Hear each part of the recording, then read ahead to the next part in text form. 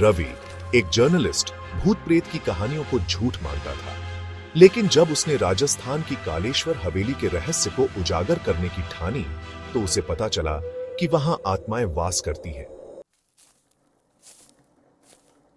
हवेली में मौजूद आत्मा रुक्मिणी ने उसे बताया कि हवेली एक तांत्रिक के श्राप से बंधी हुई थी। रवि ने किसी तरह तांत्रिक की राख को गंगा में प्रवाहित किया, जिससे हवेली की आत्माएं मुक्त हो गईं। लेकिन क्या सच में यह श्राप समाप्त हो गया था, या कुछ और डरावना आने वाला था? रवि वापस अपने शहर लौट आया, लेकिन उसके दिमाग में अब भी हवेली की यादें ताजा थीं।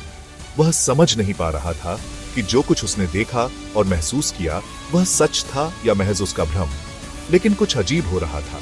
रवि ने अपने कैमरे में रिकॉर्ड किया हुआ वीडियो देखा, लेकिन उसमें सिर्फ काले धब्बे और अजीब आवाजें थीं। ऐसा लग रहा था जैसे कोई उस वीडियो को देखने से रोकना चाहता था। अचानक उसकी स्क्रीन पर एक भयावह चेहरा उभर आया, तांत्रिक का चेहरा। रवि का दिल तेजी से धड़कने लगा। उसने तुरंत लैपटॉप बंद किया, लेकिन उसी वक्त कमरे की लाइट झपकने लगी। भयावह घटनाएं शुरू होती हैं।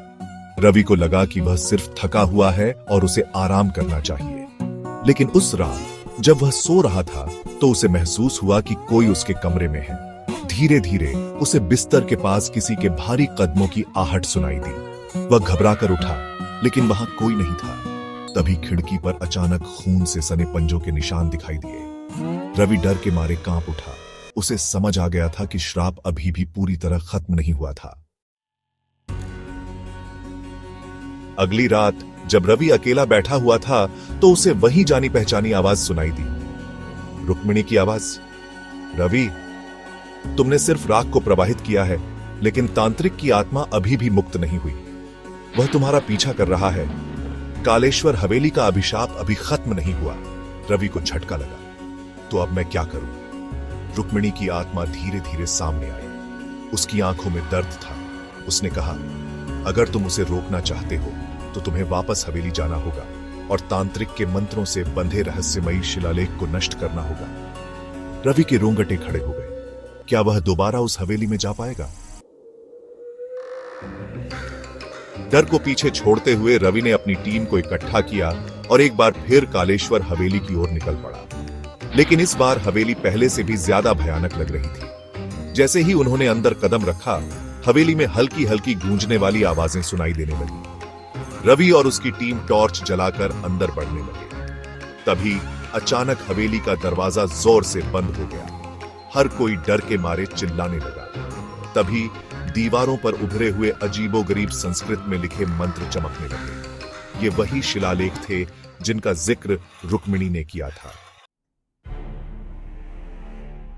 जैसे ही रवि ने शिलालेख के पास पहुंचने की कोशिश की, हवेली की दीवारों से भूतों की आकृतियां निकलने लगी।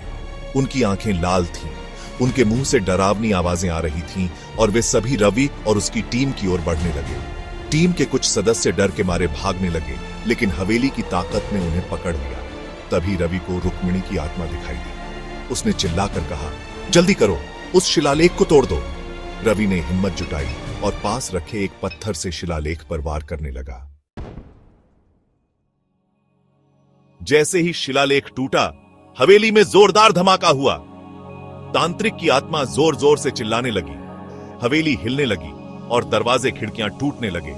रवि और उसकी टीम किसी तरह बाहर भागी। जैसे ही वे हवेली के बाहर आए, पीछे एक भयानक चीख गूंजी और देखते ही देखते पूरी हवेली जमीन में समा गई। सबने राहत की सांस ली। आखिरकार कालेश्वर हवेली का श्राप खत्म हो चुका था।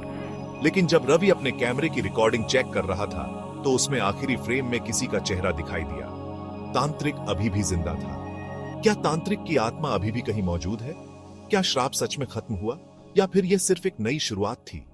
अगर आपको यह वीडियो पसंद आया हो तो कृपया लाइक, शेयर, कमेंट और सब्सक्राइब करें।